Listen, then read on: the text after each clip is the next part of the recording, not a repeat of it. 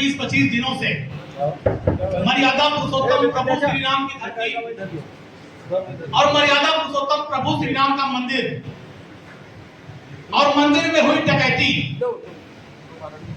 जो बहुत ही दुर्भाग्यपूर्ण है, सुर्खियों में है। किस तरह से जिन लोगों को ट्रस्ट में जिम्मेदारी दी गई, माननीय सर्वोच्च न्यायालय के निर्देश पर ट्रस्ट बना और वो ट्रस्ट 140 करोड़ भारतीयों के ट्रस्ट पर खरा नहीं उतर सकता। उसने 140 करोड़ भारतीयों के साथ साथ अयोध्या वासियों को और पूरी देश और दुनिया में जिन लोगों की आस्था मर्यादा पुरुषोत्तम प्रभु श्री राम में है, उन सबको ठगने में लूटने में कोई कमी इस ट्रस्ट ने नहीं की। मर्यादा पुरुषोत्तम प्रभु श्री राम, वो श्री राम से मर्यादा पुरुषोत्तम कैसे बने? मर्यादाओं के नाते, आचरण के नाते। ये ट्रस्ट में बैठे हुए लोग दिन भर राम राम करते हैं और राम के नाम पर, राम के चढ़ावे में डाका डालने में, लूटने में इन्होंने कोई परहेज नहीं किया। इनकी आत्मा जगी नहीं, इनका सम्मान नहीं रोया, इनको डर नहीं लगा, भय नहीं लगा कि मर्यादा पुरुषोत्तम प्रभु श्री राम के मंदिर में चढ़ावे में हम चोरी कर रहे हैं, आभूषण चोरी कर रहे हैं, डाका डाल रहे हैं। इससे बड़ा दुर्भाग्य इस अयोध्या का दूसरा नहीं हो सकता। इस अयोध्या को, कि पवित्र धरती को इन ट्रस्ट के लोगों ने कलंकित करने का काम किया है। इससे बड़ा दुर्भाग्य नहीं हो सकता। आज आप सोचिए, पूरी देश दुनिया से, विभिन्न प्रदेशों से फोन आ रहा है कि भैया अयोध्या में क्या हो गया, भैया कैसे चढ़ावा चोरी हुआ, कैसे राम जी की शिला चोरी हो गई, कैसे मुकुट चोरी हो गया, कैसे हार चोरी हो गया।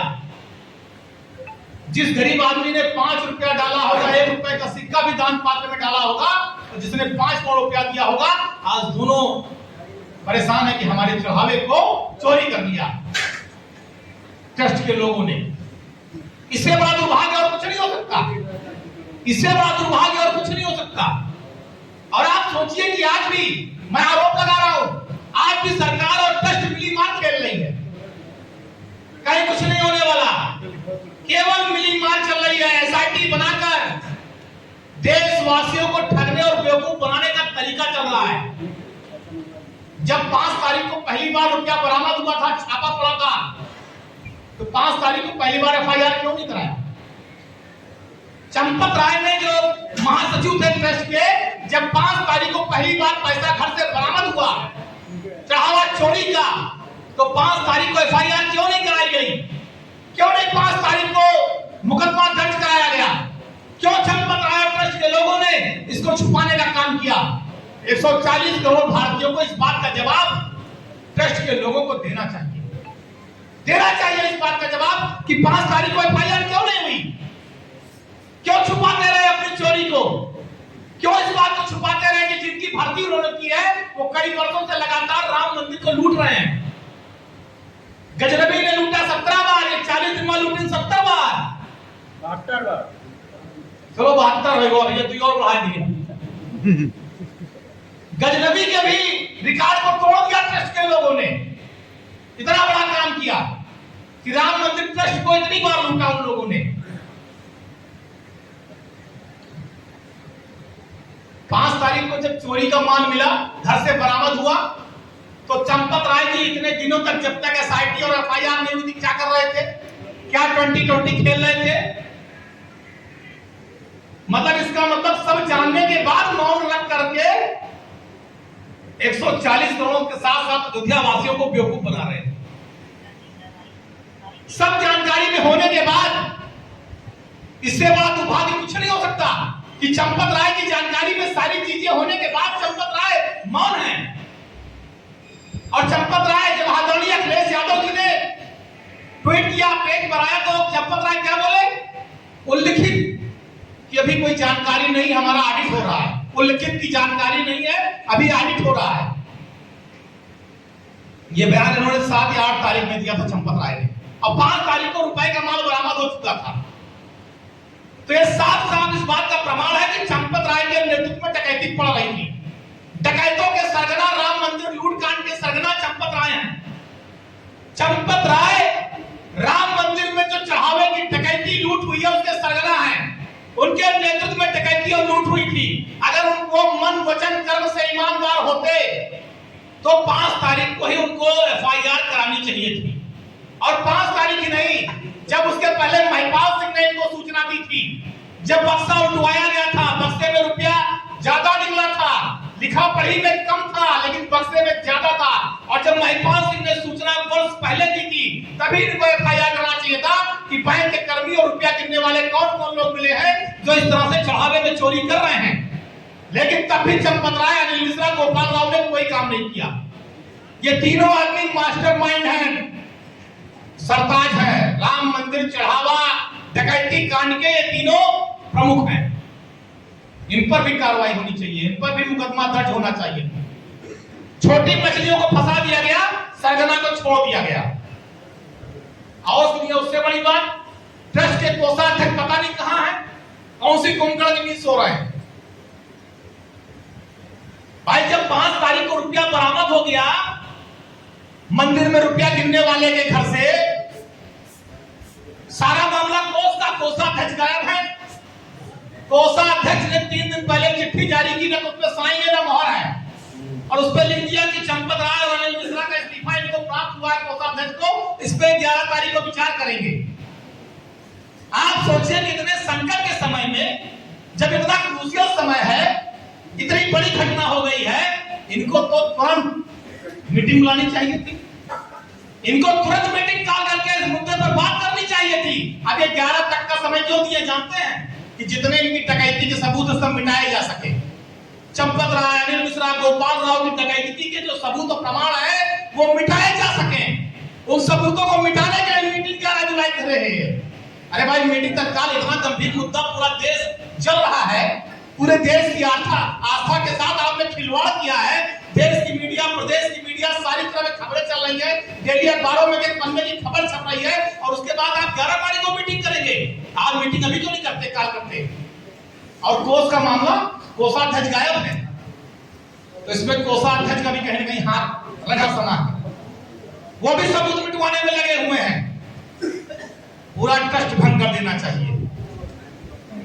चंपत राय, अनिल मिश्रा, जो कोषाध्यक्ष ने चिट्ठी जारी की उसमें लिखा कि इनका इस्तीफा प्राप्त हुआ, वो इस्तीफे की कॉपी क्यों नहीं जारी कर देते? जो चंपत राय और अनिल मिश्रा ने इस्तीफा लिखकर दिया है उसे ट्रस्ट को जारी करने में दिक्कत क्या है? किसको संबोधित करके चंपत राय और अनिल मिश्रा ने इस्तीफा दिया, ये जारी करने में दिक्कत क्या है? और अगर उन्होंने इस्तीफा दिया है तो इस्तीफे में कारण क्या लिखा है? कारण का भी उल्लिखित होना चाहिए कि इस्तीफा किस कारण से दिया गया, यह भी तो सार्वजनिक होना चाहिए। क्या चंपत राय ने उसमें लिखा है कि राम मंदिर में डकैती पड़ी, आभूषण चोरी हो गया, नकदी चोरी हो गया, चांदी की सिलाई चोरी हो गई, 140 करोड़ लोगों का विश्वास चोरी हो गया, आस्था चोरी हो गया, और मैं इसको रोक पाने में अक्षम रहा, मैं डकैतों का सरगना, इसलिए मैंने इस्तीफा दिया? क्या लिखा है उसमें ऐसा? भाई इस्तीफा आपने दिया तो इस्तीफा जनता के सामने आना चाहिए ना। जनता जाने तो आपने इस्तीफा किस मुद्दे पर दिया है? कुछ सार्वजनिक ही नहीं किया जा रहा है, इस्तीफा क्यों दे दिया उन्होंने? और इस्तीफा दिया तो इस्तीफा ट्रस्ट को, उनके इस्तीफे को, जैसे गोविंद देवगिरी कोषाध्यक्ष की चिट्ठी राम जन्मभूमि तीर्थ क्षेत्र के वेरीफाइड पेज पे लगी है, वो इस्तीफा भी लगाते। अनिल मिश्रा ने इस्तीफे में क्या लिखा और चंपत राय ने क्या लिखा, क्यों नहीं लगा देते? कब दिया, क्यों दिया, किसको दिया, किस कारण से दिया, कुछ स्पष्ट ही नहीं है। तो ये केवल जनता को ठग रहे हैं, ये सब मिलकर जनता को केवल गुमराह कर रहे हैं। और मैंने पहले दिन जब प्रेस की थी मैंने कहा था एसआईटी अंदर जाएगी, बाहर निकलेगी, आएगी, जाएगी, चैनल दिखाएगा, गाड़ियां आ गई, प्रचार दिखाएगा, चली गई, इनसे पूछताछ हुई, धीरे धीरे पूरा मामला दब जाएगा, उस तरफ चल रहा। मुख्यमंत्री जी आए थे, मुख्यमंत्री जी आए थे, दूसरों को ज्ञान दे रहे थे, कोई बोले ना दूध का दूध, पानी का पानी कर देंगे। अच्छा बताओ, इनके डकैत सारी मलाई चाट गए, दूध पानी दे रहे हैं। ट्रस्ट के डकैत सारी मलाई खा गए और ये दूध और पानी उसमें निकालने की बात कर रहे हैं। शर्म तो आनी चाहिए माननीय मुख्यमंत्री जी आपको भी, कि आप उत्तर प्रदेश के माननीय मुख्यमंत्री हैं। हफ्ते में 2 बार आप मंदिर जाते थे और आप आपकी नाक के नीचे डकैती पड़ गई, आप जान ही नहीं पाए। आपका इंटेलिजेंस फेल, आपका खुफिया फेल, आपका पुलिस विभाग फेल, आपकी सुरक्षा व्यवस्था फेल। सोचिए जिस मंदिर में आप हफ्ते में 2 बार आते थे और डकैती पड़ गई, आप जान ही नहीं पाए, और अब आप जो हत्याओं के साथ चिल्ला के माइक पे बोलते हैं दूसरे लोग ज्ञान न दें। अरे हम ज्ञान थोड़े दे रहे हैं, हम तो अफसोस जाहिर कर रहे हैं कि आप ऐसे मुख्यमंत्री हैं कि आपको जान ही नहीं पाया, आपके नाक के नीचे राम मंदिर में डकैती पड़ गई और आप कुछ नहीं कर पाए। माननीय मुख्यमंत्री जी, आपने भी चंपत राय का छापा मारा, अनिल मिश्रा से पूछताछ हुई, गोपाल राव से पूछताछ हुई, जितने ट्रस्टी हैं क्या उनको बुला के पूछताछ की गई? ये वो छोटी, और ये कल छापा मारने का ड्रामा चल रहा था, पुलिस वाले मीडिया को बुला के छापा डाल रहे थे। अरे हम बेवकूफ हैं क्या? 5 तारीख को रकम पकड़ी गई पहले आदमी के यहाँ, तब से लेकर आज तक कौन छापे नहीं मारे हो। 5 तारीख को पहली बार जब रकम पकड़ी गई, जिन लोगों के नाम आए, उसके बाद किसी का छापा पड़ा, पुलिस गई। अब जब सब क्लियर हो गया तो कल जो है पुलिस वाले मीडिया वालों को फोन करके कि आ जाओ छापा मारने चल रहे हैं, और पूरा दिन में छापा दिखाएंगे कि पुलिस बोर्ड जो है बक्सा उल्ट रही है, बेड उल्ट रही है, अलमारी उल्ट रही है। मैंने कहा था ना, जनता को बेवकूफ बना रहे हैं। ये सब केवल जनता को बेवकूफ बनाने का काम चल रहा है, कहीं कुछ उसमें पारदर्शिता नहीं है, क्योंकि राम मंदिर का चढ़ावा लुट चुका है, आस्था लुट चुकी है। ये मिली मार कर रहे हैं सारे लोग मिलकर, और ये सब जो है केवल सबूत मिटाने का तरीका है। ये छोटी मछलियों के घर छापा मारकर छोटी मछलियों को दिखा करके बड़े मगरमच्छों को छूना नहीं चाहते। अच्छा, हमारा सवाल है कि अगर चंपत राय जी ने इस्तीफा दे दिया, चलिए मान लिए कि चंपत राय और अनिल मिश्रा ने इस्तीफा दे दिया, तो ये क्यों रह रहे हैं मंदिर परिसर में? इनकी बातचीत क्यों हो रही है? क्यों अयोध्या में है ये? जहां अयोध्या से बाहर, क्या अयोध्या में रह के सबूत मिटाना चाहते हैं? क्यों अयोध्या में? क्यों मंदिर के लोग इनकी बातों को अंदर से, इनके कहने पर मंदिर का क्रियाकलाप चल रहा है? क्यों गोपाल राव, अनिल मिश्रा और चंपत राय ने क्या किया कि जब देखा कि ये लड़का है उसको घर से पैसा कोई देना शुरू किया, वैसे ही 10 लाख 5 लाख को लाते थे। फिर इन्होंने बयानानामा बिला कब्जा एक दस्तावेज तैयार करके मुखिया ने बताया कि 5 करोड़ 80 लाख में लिखा पड़ी और 7 लाख दे दिया। किराएदारों को किसी को 50 लाख, किसी को 10 लाख, किसी को 5 लाख बड़ा करके तो हटाया गया। वो सब किराएदार तैयार है। जब मुझे पता लगा, मैं दौरा कर ये कैसे कर दिया, तो पता लगा कि मंदिर में स्थित भगवान का चूल्हा जो सिंहासन होता है और राम दरबार होता है, क्योंकि हमारा मंदिर राम निवास, जब राम जी जवान थे तब उसमें निवास है, वहां पैदा नहीं हुए। तो उसका हमारे मंदिर का जो सिंहासन था वो चांदी का सिंहासन, उसके बाद हमारे राम दरबार का पूरा जेवरात गहना, उसके बाद एक पीतल की का पलंग शयन करने वाला, उसके ऊपर सोने का पत्थर चढ़ा हुआ, तमाम सोने चांदी के पत्थर से भगवान खाते पीते थे।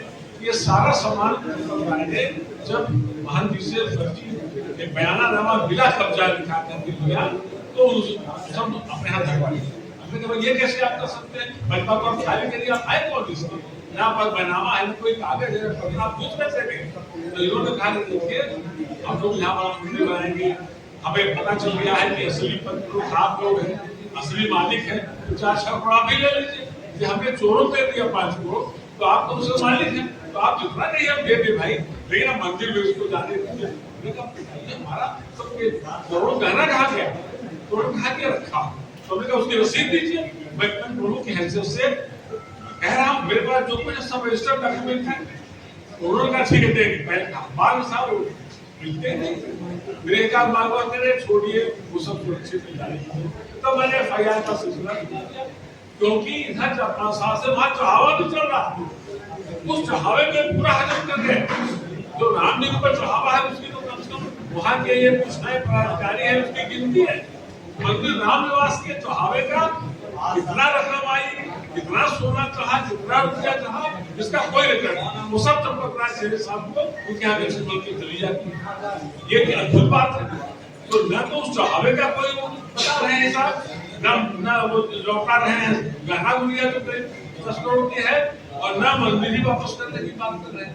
FIR हमारे पास घर तक करता है, FIR SP DM कोतवाल जाने की सूचना दिया जाता है, वो लोग जाके जो आपको जानते हैं मामला है, अरे भाई अब आप कुछ ऊपर से जरूर कराएंगे, हम लोग निसहाय होकर के परेशान हो गए। ये पूरी स्थिति कि रुपया पैसा गहना सोना चांदी गहना प्रॉपर्टी जमीन सारी जो है चौपटाने हड़प। क्या एक 4 पैसे कागज है बयानानामा मिला था? अरे आपसे कहते उसकी रजिस्ट्री करो, ये तो हर गए हैं इतना ज्यादा हम लोग घुस नहीं सकते। ये 10 मिले खड़े हैं, कभी रात 5 आदमी मिलेंगे हम लोग गए